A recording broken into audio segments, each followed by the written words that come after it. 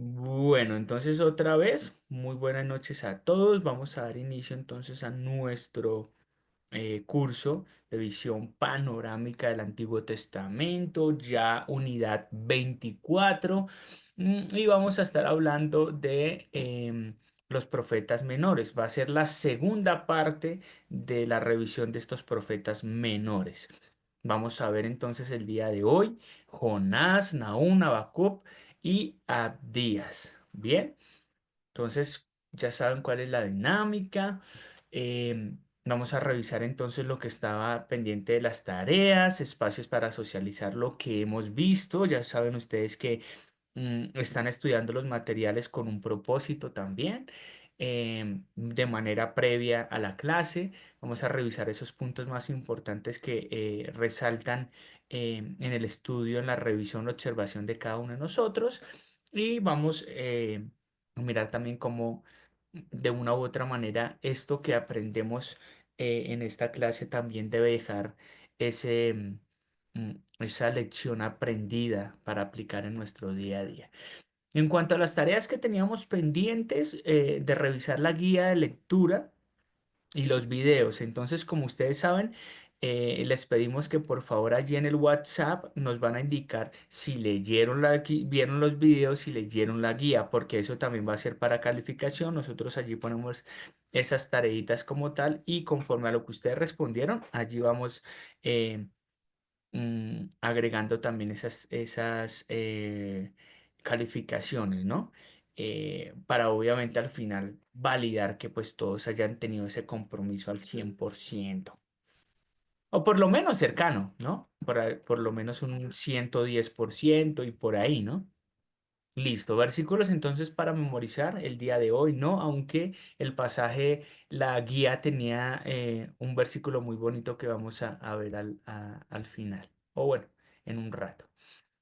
Listo, entonces para aprovechar este espacio al 100%, entonces cuéntenos, compartamos entonces de lo que estuvimos viendo, em, de lo que vieron, observaron en en los materiales de esta semana.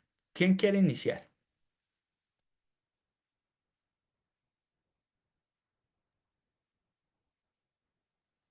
Bueno, buenas noches.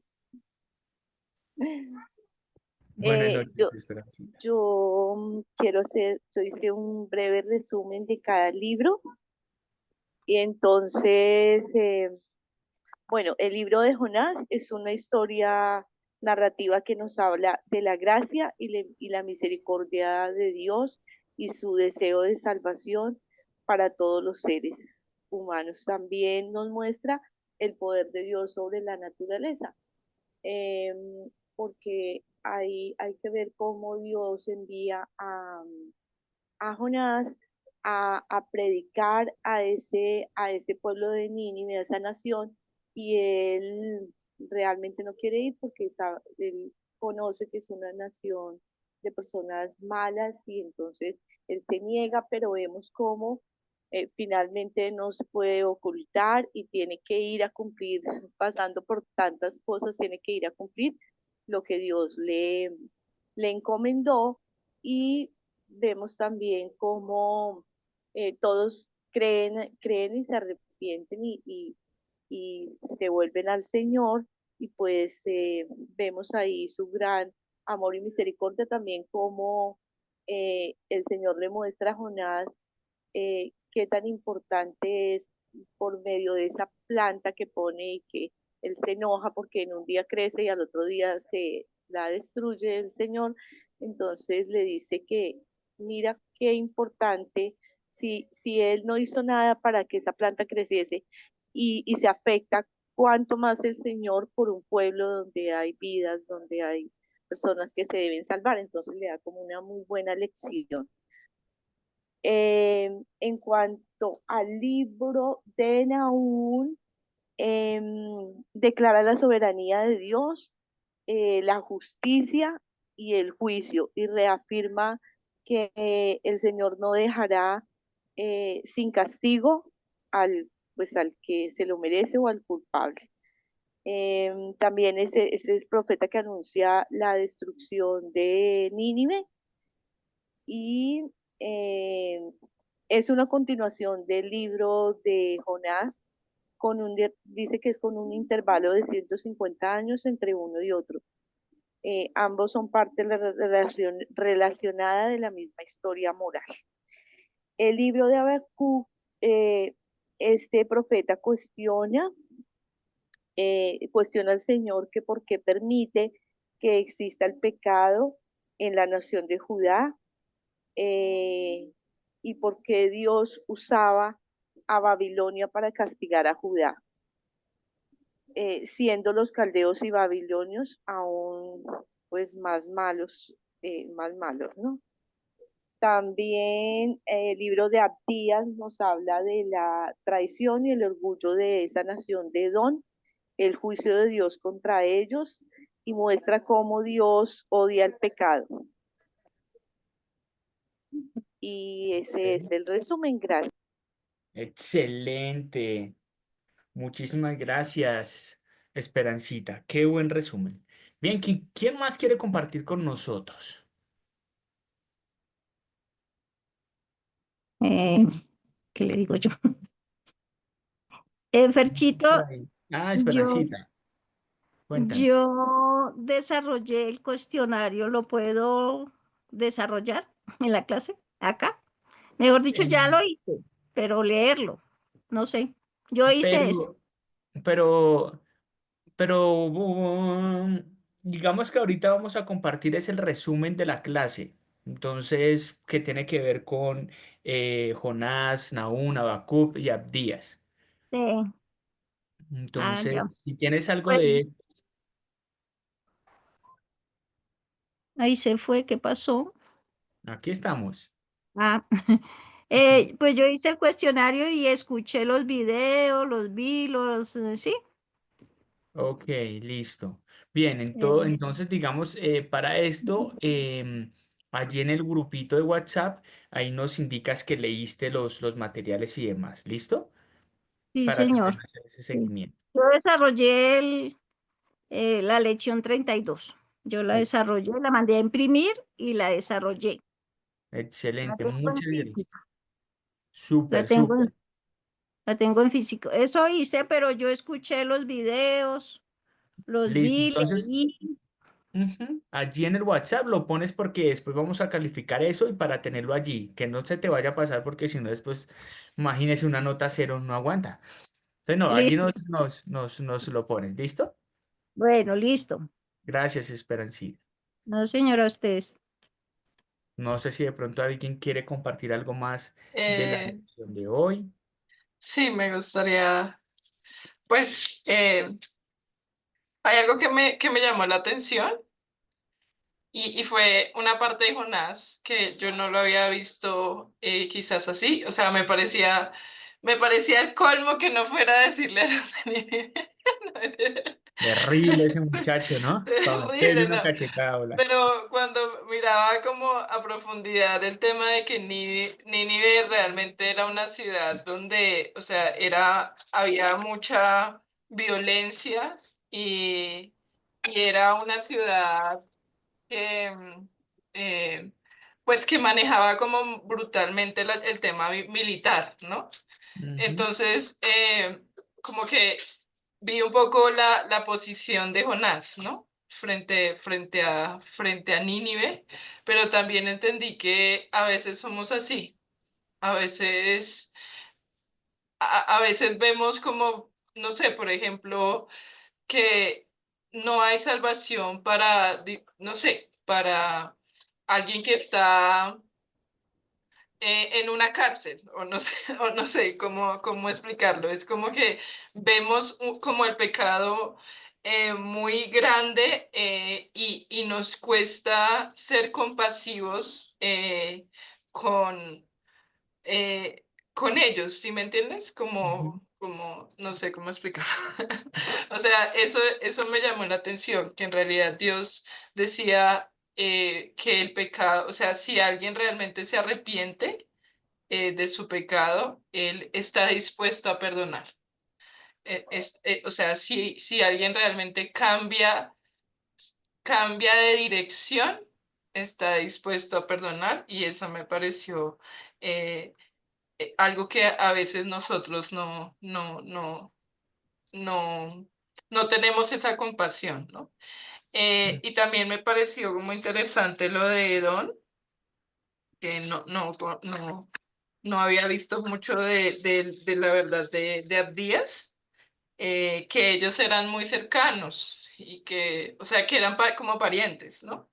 Que eran Ujú. como, le habían salido como de,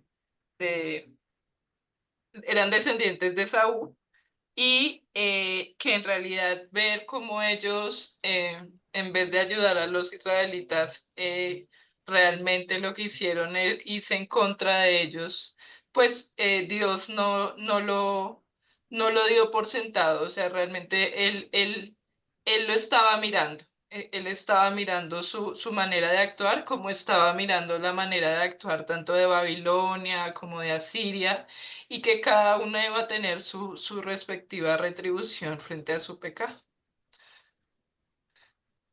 Sí, Ok, gracias, Susana. Excelente esos aportes que nos han dado. Qué rico poder tener esa dinámica, que todos estemos examinando el contenido. Si ven, si notan que cada uno observa cosas diferentes y eso es lo que nos enriquece como iglesia. De hecho, uno de los propósitos de la iglesia es ese, que entre todos podamos crecer mucho más rápido de lo que uno solo, solito, podría llegar a hacerlo. Pero genial. Gracias, Susana. Adelante, Jairito. Sí, a manera, perdón, a manera de resumen, pues le puedo decir que de estos cuatro profetas de los que estamos hablando, los dos primeros hablaron de Jerusalén, de, de la caída sí, de Nínive, ¿sí? Ujú. Mientras Jonás y Nahum, Jonás hablaba de hay misericordia, Nahum hablaba siempre del castigo de la desaparición de eso. Habacuc pues, se dedicó a hacer sus escritos prediciendo y hablando de Babilonia. Y en días, como decía Susi, pues él se dedicó a escribir lo de Edom.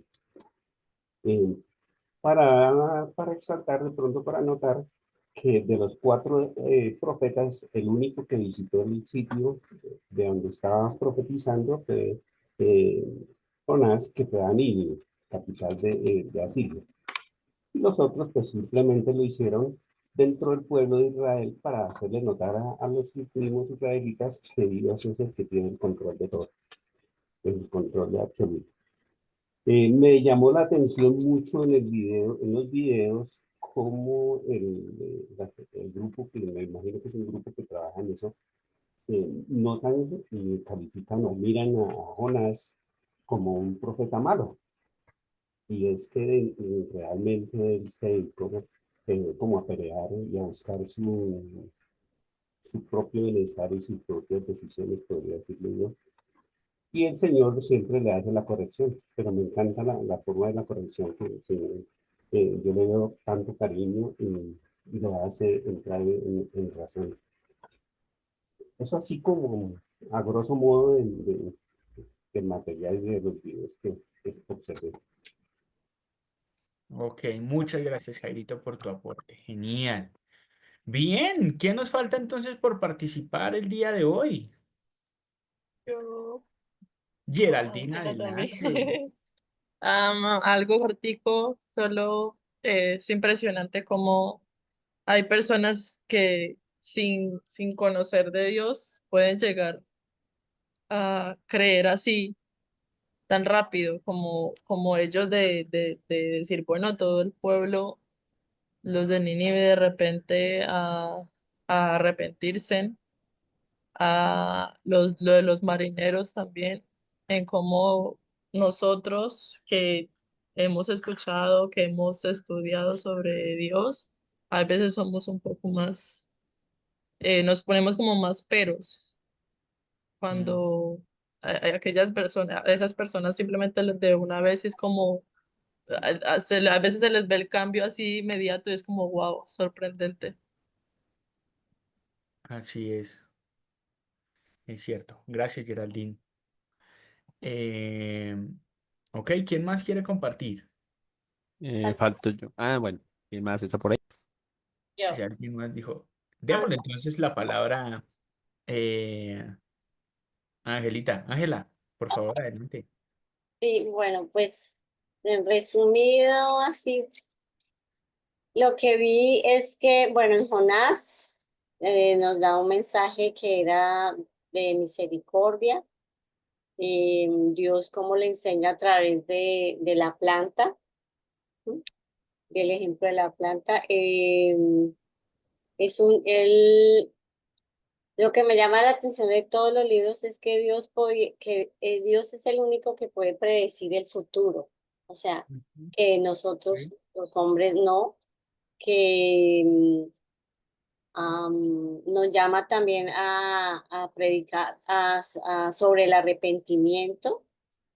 En Habacuc me llamó la atención que eran poemas de lamento. Nos presenta dos quejas, una que son como una llamada de atención a Dios de la injusticia que estaban viviendo ahí.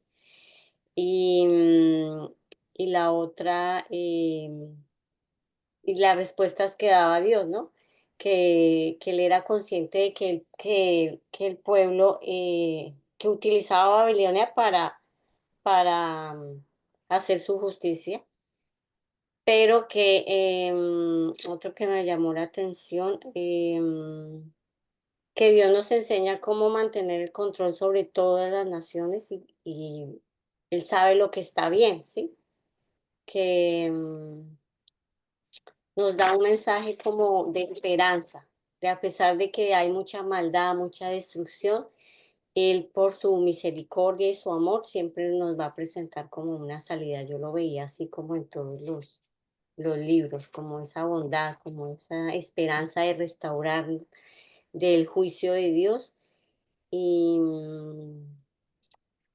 eso era lo que quería compartir. excelente. Muchas gracias, Ángela, por ese aporte. Genial. Ahora sí, Camilo. Hola, buenas noches a todos. Buenas Bueno, noches, amigo. así rápido. De Jonás, pues interesante el tema de que muchas veces uno escucha a Dios y si no lo quiere hacer, no lo quiere escuchar ni hacerle caso, al final puede uno terminar haciendo la voluntad de Dios, pero a las malas. Y eso es interesante porque eso también nos pasa en nuestra vida, ¿no? A veces somos muy rebeldes con Dios y terminamos haciendo lo que Dios quería que hiciéramos, pero después de dar una vuelta bien larga. Tal cual. Eh, Eso, porque al final en Nahum me parece curioso que al final Dios juzga a Nínive, ¿no? Porque Nahum profetiza y ahora sí que la va a destruir. O Sí, sea, tal cual. eso me parece como interesante, ¿no? Al final las cosas cambian y Dios tuvo que hacer un juicio. Eh, y bueno, creo que eso. Y ya no sé. Sí, porque, exacto. Excelente, Camilo. Muchas gracias también por tu aporte. Genial, genial. Listo, entonces creo que del grupo que estamos solamente faltaría Elizabeth, que ella me envió su aporte porque en este momento se encuentra trabajando. Entonces voy a compartirlo. Dice, de Jonás la molestia que sentía por ir a predicar a Nínive y todo cuantos realizó para no ir fue en dirección contraria a Nínive. Se subió a un barco y dijo que fuera lanzado de él porque era por él la tormenta. La tripulación sintió temor a Dios y se arrepintió. Luego fue tragado por un pez que lo escupió en tierra y el mensaje fue solo en 40 días Nínive será destruida. Ok, sí, solo fue ese el mensaje. Ver que Dios quería tener misericordia de un pueblo apartado de él. Nahum predice la destrucción de Nínive porque Jonás predicó para arrepentimiento y Nahum la destrucción a causa de la idolatría y de todas las maldades que hacían. Habacuc habla de por qué Israel debe ser castigado por una nación como Babilonia, pero resalta que el justo vivirá por fe. Abdías no entiende cómo Dios puede ver cómo dos hermanos se destruyen y participan de cómo se matan. Ok, listo, hasta ahí. Excelente, no, súper. Gracias a todos por esa participación que siempre tienen para con nosotros y pues para con todo el grupo que, como les he dicho, nos edifica a todos. Eso lo puedo ver. ¿Listo? Entonces, vámonos entonces a revisar algunas cositas que queremos que tengamos, aparte de toda esta información que ustedes ya tomaron del CPDF, donde les compartimos el material de esta lección, también de los videos que me parece que son muy enriquecedores, demasiado. Pero bueno, entonces cosas muy particulares que quiero que resaltemos en este momento porque eh, estamos estudiando una visión panorámica de lo que es el Antiguo Testamento, es decir, hacernos un marco lo que va a encerrar esa estructura, por así decirlo, general, que va a encerrar lo que es el Antiguo Testamento. Es decir, sobre o dentro de ese marco, todo el Antiguo Testamento se mueve. Entonces, hay ciertas particularidades que necesitamos saber de estos libros, específicamente. En este caso, de los profetas menores, de cómo estos libros se encajan en esa historia bíblica. Bien, que ya voy a tocar un poquito de esto porque cuando Habacuc dice que el justo por la fe vivirá, está hablando de esa historia. ¿Listo? Y es muy importante, por eso esos libros están ahí. Muy bien, quiero que miremos que Jonás fue escrito por él. Según lo que nos indica la historia, muy probablemente él mismo la escribió. Eso es lo que se indica. Más o menos entre el siglo XVIII, perdón, octavo y el quinto antes de Cristo. Decir que estamos hablando del octavo. Espérame, que es esta, cuarto, 20, encima, listo, que sería más o menos como el año 700 y el año 400 que dicen que más o menos se escribió. Mm, y obviamente si fue Jonás, pues fue obviamente en el tiempo en el que ocurrieron todos estos eventos, ¿no?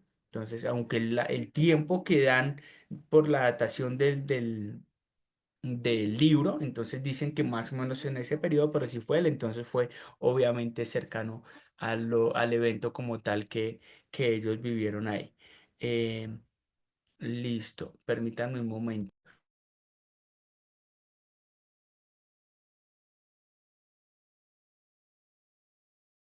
Bien, gracias, qué pena. Listo, entonces, eh, como ustedes lo dijeron, es importante también tener muy en cuenta lo que hizo Jonás en ese momento. En medio de la historia, donde Israel está en un proceso en el que muy posiblemente, bueno, no posiblemente porque ya pasó por la historia, ellos fueron, bueno, para tener contexto, Israel a causa de la división que hubo en el reinado, ellos fueron divididos, ¿no? Ellos fueron divididos en el reino del sur, en el reino del norte, sur abajo, norte arriba, ¿no? Mm, y Nínive era la capital del imperio asirio. Entonces ahora imagínense, y Asiria fue la que tomó el reino del norte, que fue la primera parte de Israel que fue sitiada, tomada, ¿sí? Y llevados cautivos para Siria. Entonces imagínense en la situación que está viviendo también Jonás en ese momento. O sea, le están mandando a predicar a una nación que está haciendo estragos en su nación en Israel. Les está mandando a darle esa oportunidad que se arrepientan, pues eso no es tan simple. Imagínese que de pronto un abusador de nuestras familias, en cualquier sentido de la palabra, Dios nos pida que nosotros vayamos y les brindemos misericordia, ¿no? Entonces, pues es un poco difícil. ¿sí? Además que entendamos que actualmente nosotros tenemos todo el contexto bíblico de quién es nuestro Señor Jesucristo, que ya nos ha enseñado que misericordia quiere y no sacrificio, ¿verdad? Y hemos aprendido de Él porque ya tenemos la Biblia completa. Hemos aprendido de Él que Él ama la misericordia, Él transpira misericordia a una nación, a un hombre caído, una mujer caída, todo el tiempo le brinda misericordia, como estuvimos aprendiendo. Bueno, o sabemos de las escrituras que lo que hace con la mujer ramera, que todos vienen a pelearla y él dice, bueno, si alguno está libre de pecado, que tire la primera piedra contra esta mujer y ninguno lo hace, ¿verdad? Y esas palabras bonitas que este hombre hermoso, espectacular, nuestro Señor Jesucristo le dice a esta mujer es, vete porque yo tampoco te voy a juzgar. ¿Sí? Entonces, lo que vemos en todo esto, dentro de nuestro contexto actual, es que debemos aplicar misericordia y para nosotros puede ser un poco más fácil, para ellos no. Ellos no tenían el contexto de este Cristo que nosotros ya tenemos en la actualidad. Para ellos había mucho contexto de esto, de guerra, de ira, la ley del talión que lo manejaban los israelitas. Si usted me pegó, yo le pego. Si usted me sacó un ojo, yo le saco un ojo. Si usted me quitó un dedo, yo le quito un dedo. Sí, entonces es un poco complejo para ellos, pero Dios estaba mostrándolo y es lo que en medio de esta historia, de la historia bíblica, vemos a Dios interviniendo que también Él quiere transmitir misericordia. Y miren que dentro de todo este contexto de los cuatro libros, es la continuación de una historia. Alguien que me diga qué historia es. No son historias desligadas la una de de la otra. Son cuatro libros que mantienen un hilo de una sola historia. ¿Cuál es la historia? Y está en la pantalla.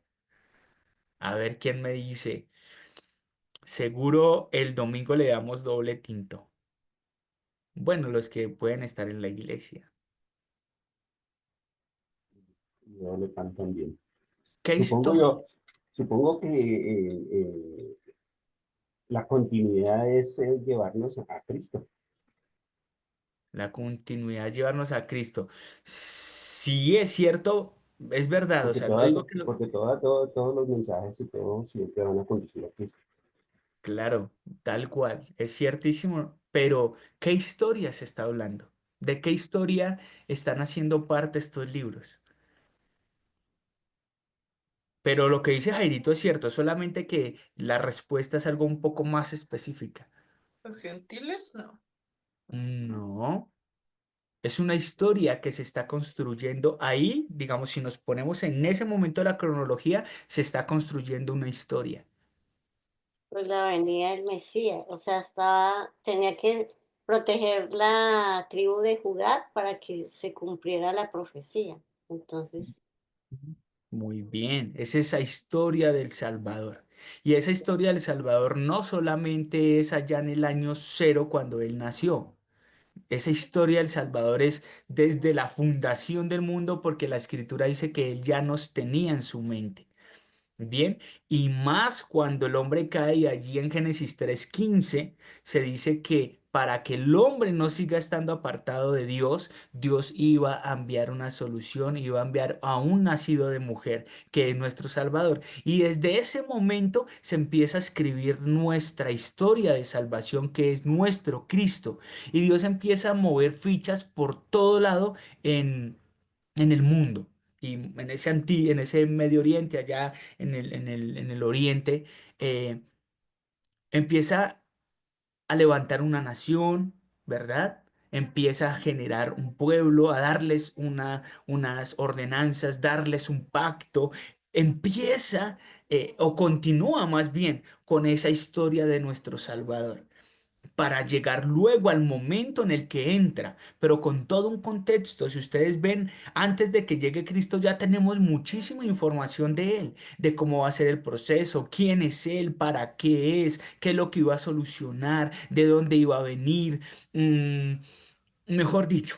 Un contexto muy amplio de él, que obviamente cuando él entra en escena se amplía mucho más, da su vida por nosotros, es crucificado, pero resucita también y va a los cielos. Y esa es la historia de nuestra salvación basada en nuestro Cristo.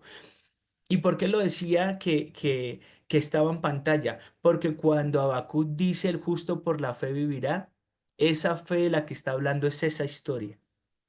El justo por esa historia que se nos fue contada, que se nos fue narrada, pero además, muy ciertísimo, que fue vivida, que pasó en la realidad de la humanidad, esa historia, el reconocerla, el saberla, el darle vueltas en nuestra cabeza, pensar y meditar en esto, esa historia es la que nos va a traer vida a nosotros.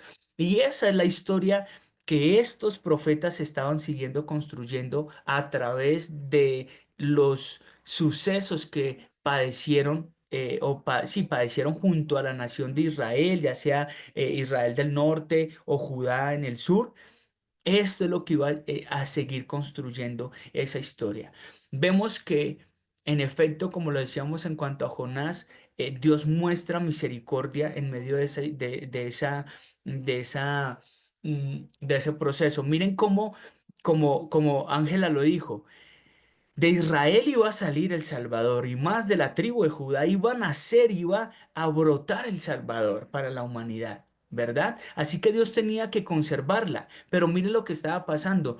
Nínive hacía parte, era el núcleo, el centro de una nación, de un imperio que viene a arrebatarlo y a destruirlo. Pero ¿cómo es esa coherencia ahí de que aún haciendo eso con la nación, Dios les ofrece misericordia? Pues esta es una figura de la humanidad. Ahí lo vemos en toda esa historia. Por eso es que nosotros vivimos por esa fe, por esa historia, porque trae vida. Nosotros rebeldes como ellos también estuvimos apartados de Él, muertos en nuestros delitos y pecados, con esa maldición encima. Y aún así... Él vino y nos trajo vida y nos trajo misericordia. Eh, con el tema de Nahum, obviamente, como ustedes lo dicen, bueno, quiero que veamos allí también lo del tema contextual para nuestra visión panorámica. Eh, dice que probablemente también fue escrito por el mismo profeta Nahum y que fue escrito entre el 663 y 612 antes de Cristo aproximadamente, o sea, en ese periodo de tiempo, que es en el que se contempla la caída aproximadamente del reino de Asiria, ¿no? O cuando sucede todo, se da el emerger de esa caída de ellos, ¿no? Eh, que recordemos que su capital es Nínive, ¿no? O sea, condena a Nínive porque su imperio como tal, esa nación grande, iba a caer, ¿listo?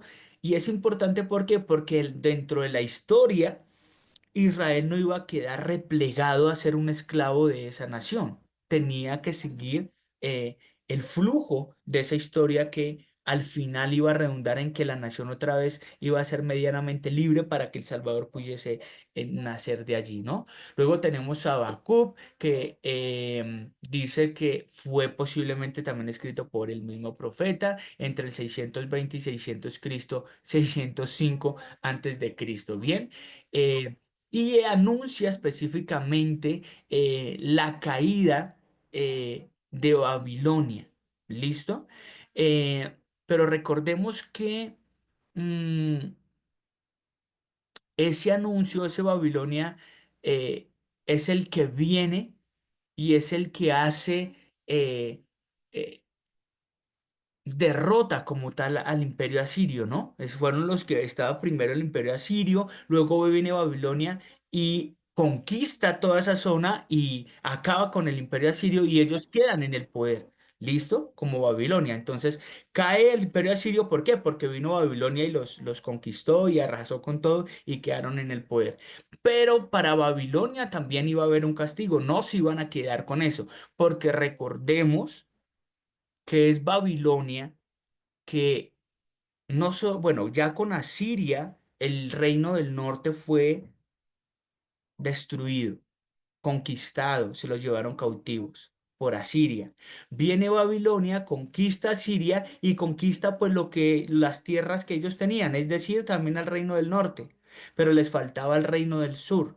una pequeña parte que era lo único que no habían podido conquistar era la ciudad de Jerusalén, la amurallada. Entonces ya viene Babilonia y con ellos es que sí es conquistada como tal y ella cuando la nación como tal es vuelta, digamos que destruida, por así decirlo, completamente. Jerusalén como tal, los muros son destruidos, la ciudad es destruida, llevada la gran mayoría de las personas cautivas, los únicos que dejan allí son como las personas de nivel muy bajos, eso socioeconómicamente hablando. Que bueno, que allí también importante esto, mira este dato importante allí dentro de ese contexto, de ese panorama, estos, los que se quedan allí en Jerusalén, después se empiezan a mezclar con los que estaban arriba en el reino del norte, que los que se habían quedado allí eran como unos emisarios del anterior imperio asirio y se unen, se mezclan.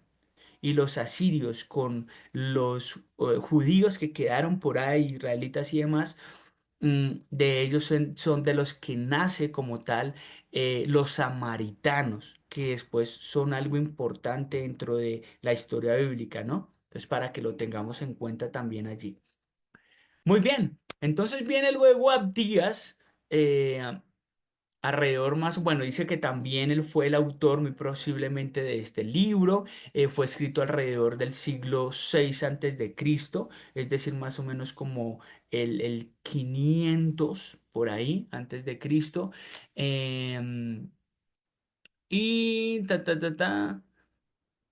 tras la caída del Imperio de Jerusalén, ¿no? Entonces,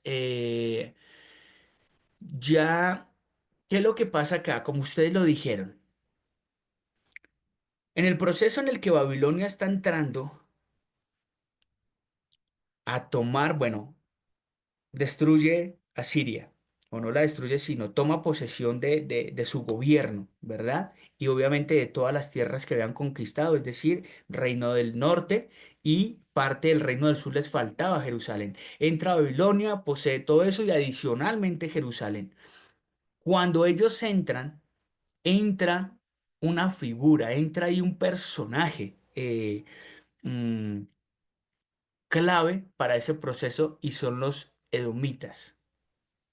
¿Listo? Que esos edomitas, como ustedes lo dijeron, son descendientes ¿de quién? So, de Esaú. De Esaú, que ¿quién es él? hermano de Jacob. Hermano de Hermano Jacob. de Jacob. Exactamente, es hermano de Jacob, es el primogénito al que le ganó la primogenitura porque se la vendió, ¿no? Por un plato de lentejas, pero es que las lentejas Porque son le muy buenas. gustaban Menos mal yo mucho no las estaba en ese lentejas. tiempo. O si no, bueno, lo bueno también es que no soy el primogénito de mi familia, entonces pues tampoco nada que hacer. Bueno, yo me hubiera comido esas propias lentejas si no hubiera comprado la primogenitura de mi hermano. Pero bueno, menos mal la historia fue otra, pasó con ellos. Y ese Saúl es el que, pues imagínese todo lo que pasa. Tiene el poder de ser el primogénito de Isaac, ¿no? De ser el padre, el tercer patriarca del que iba a descender toda la promesa y de donde iban a ser el Salvador. Pero él menosprecia todo esto y lo vende por ese plato de lentejas y pasan otras cosas ahí también que, mejor dicho, o sea, él no tenía mucho interés en eso o poco conocimiento. Así que, eh, digamos, de este Saúl, eh, de este Saúl es de donde vienen esos edomitas, ¿bien?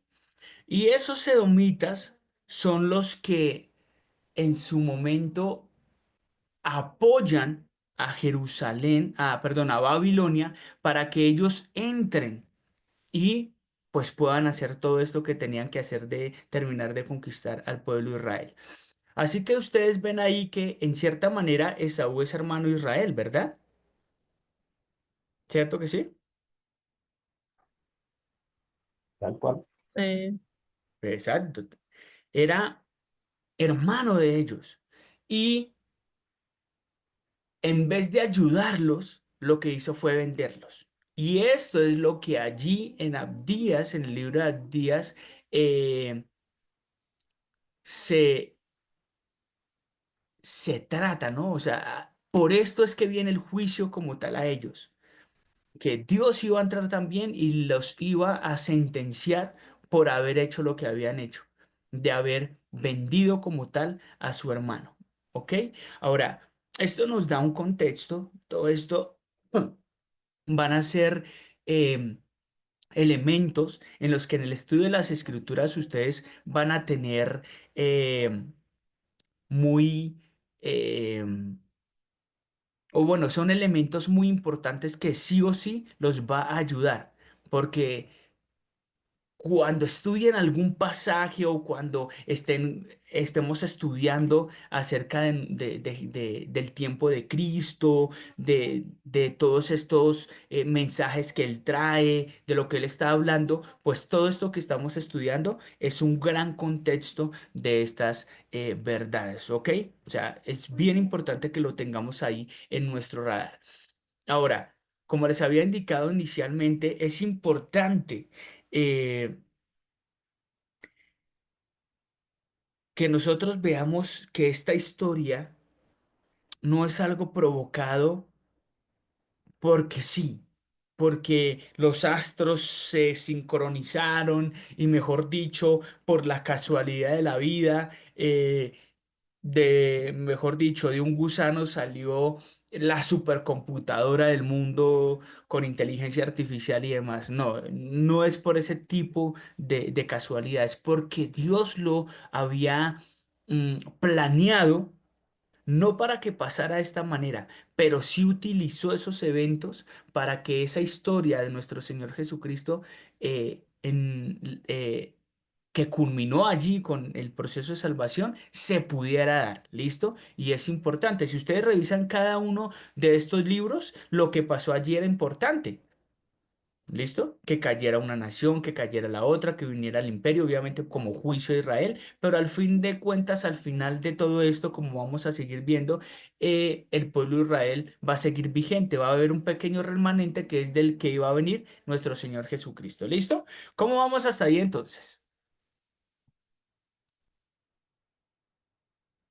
Bien, muy bien. Ahora miren, miren que en medio de esto ustedes ven juicio, ustedes ven inconformidad en la nación, ustedes ven personas que tienen la culpa, ustedes ven otras personas que no están de acuerdo, que claman a Dios por una solución, ustedes ven a muchos impíos, por así decirlos, em, que vienen a destruir la nación, pero Dios los perdona y les da la opción eh, de, de remediar la situación y obtener misericordia.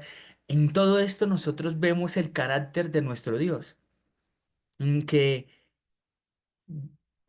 frente al hombre pecador, Dios tiene que dar un juicio. Y lo da, porque viene el juicio y hay destrucción y Él la paga por eso.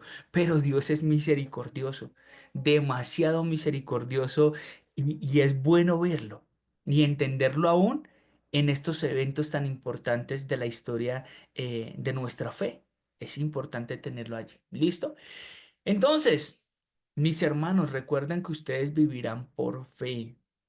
Ustedes vivirán no por ese calorcito que sienten internamente, que creo que ustedes ya han hablado en otros cursos, en el cronológico, bien, no por ese calorcito, esa super confianza que ustedes más, tiene más confianza que los demás y, mejor dicho, extrema. Entonces, esta fe no. Esta fe de la que habla la Biblia es diferente y está basada. Es. eh, esa historia generada desde antes de la fundación del mundo en Cristo Jesús hasta su muerte y resurrección para acercarnos a Dios. Esa es nuestra fe. Cuando a ti te digan, ¿y tu fe te salva? Pues claro que mi fe me salva porque mi Cristo me salvó. Y eso no es porque yo esté al 100% de acuerdo o el 50 o el 1% de acuerdo. Nada de eso. Es porque Cristo me salvó. Esa es nuestra fe y es importante. Y todos estos detalles de la historia hacen parte de ella porque es un Dios cuidando la historia. Aunque el hombre intervino de una u otra manera, me imagino a Satanás, a ese imperio de Satanás tratando de meterse para cortar esa línea en la que Dios había prometido que iba a nacer el Salvador y nunca pudo, o sea, Dios, eh, o bueno, nunca pudo Satanás hacerlo, ¿no? Es Dios cuidando allí nuestra fe, ese proceso de salvación en Cristo, nuestro Redentor. Miren que el recordar en nuestro día a día el propósito de ese Salvador prometido, nacido de Israel, nos traerá vida a nosotros sus hijos. Y recordemos que la vida es mantenernos pegados a Dios y siempre el fruto de Dios será bueno para nosotros. Es decir, que siempre el el permanecer recordando a ese proceso de salvación de nuestro Dios en Cristo Jesús, eso traerá cosas buenas para nosotros porque ese es el fruto de la vida, de estar pegados a Dios. ¿Listo? Y obviamente cuando hablo de cosas buenas están ligadas y sujetas a la definición de bueno para Dios. ¿Listo? De lo que Él sabe que es bueno para nosotros y no de lo que nosotros o sí, en nuestro día a día aparentemente definimos que es bueno, ¿no? Es que para mí es bueno tal cosa, pero en todo caso eso trae perjuicios para mí a futuro, ¿no? Entonces, pues complejo, ¿no? Entonces, mis hermanos, recuerden esto, esta historia, no estamos estudiando esto de balde, estamos dándole un contexto en nuestra mente a lo que es la escritura, dando ese marco para poder entender mucho más de lo que es este libro y seguramente estoy convencido que eso los acercará mucho a nuestro Dios y nos acercará, ¿no? Y traerá buenos frutos. Bien, entonces mis hermanos, no les quito más tiempo, ya 1 minuto para las 8, no sé si de pronto por ahí nuestro otro maestro Jesús Eider ya pudo salir del tranco en el que estaba y quiere compartir algo con Ah, nosotros. en efecto, muchas gracias, Fercho, y gracias a todos y todas. Mm, estos libros son muy bonitos, ¿sí? A veces uno no los trabaja, no los estudia, pero son muy bonitos debido a todo el trasfondo o todo el contexto que le dan a uno para abordar el Nuevo Testamento también. Eh, Todos, como lo mencionaba Fercho, es una historia muy bonita, ya que narra que el justo por la fe vivirá. Nos llevan a Cristo y a su obra. Y otra cosa que nos muestra también es también a veces la osadía que nosotros tenemos en cuanto a que pensamos en quién se puede salvar y quién no, ¿sí? Y a veces uno piensa, nos llegan todas las preguntas, ¿cómo las personas pueden llegar a ser salvas?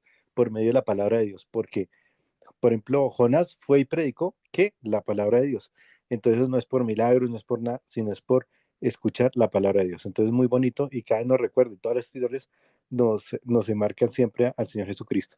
Em, yo ya tengo el examen, se los voy a publicar mañana en la mañana de los profetas menores, de los profetas mayores. Y la próxima semana, tan pronto terminemos, les pongo la evaluación de la última parte de los profetas menores. Y con eso terminaríamos, ¿listo? Entonces, que el Señor les Sí. bendiga. Vale, Gisas, muchas ¿No? gracias. A todos y todas, muchas gracias. Dios les bendiga, que tengan una Gracias, excelente noche. Gracias y gracias bendiciones y Gracias. mucho. felicitaciones hoy en Gracias. su día. Que esa Gracias, fe traiga mucha vida. Ferchito. Chao, chao, Gracias a ustedes y a Descansen. todos. Chao y chao. gracias. Que estén bien, que descansen. Gracias. Bueno, Chao, haremos. Luis. Chao.